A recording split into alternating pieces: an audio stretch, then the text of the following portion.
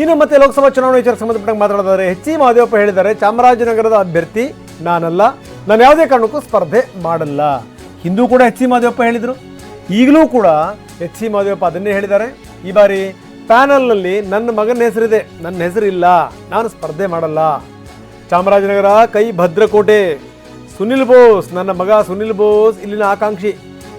3 ಚುನಾವಣೆಗಳಿಂದ ಟಿಕೆಟ್ಗಾಗಿ ಪ್ರಯತ್ನ ಮಾಡ್ತಿದ್ದಾನೆ. ಈ ಬಾರಿ ಪ್ಯಾನಲ್ನಲ್ಲಿ ನನ್ನ ಮಗನ ಹೆಸರಿದೆ, ನಾನು ಅಭ್ಯರ್ಥಿಯಾಗಲ್ಲ.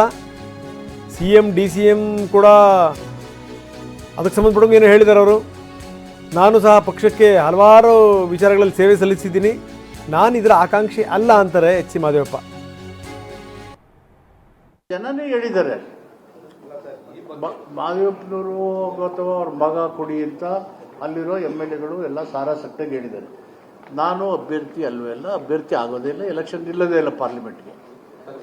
ಅದಾದಮೇಲೆ ಪಕ್ಷಕ್ಕೆ ಬಿಟ್ಟಿದ್ದು, ಅದು ಪಕ್ಷದ ಹೈಕಮಾಂಡು ಬೇರೆ ಯಾರು ಕೊಟ್ಟರು ಅದ್ರ ಪರವಾಗಿ ಕೆಲಸ ಮಾಡೋದಷ್ಟೇ ನನ್ನ ಕೆಲಸ. ನಾನು ಬೇಡಿಕೆ ಇಟ್ಟಿದ್ದಲ್ಲ, ಅಲ್ಲಿ MLAಗಳು ಇರಲಿಲ್ಲ.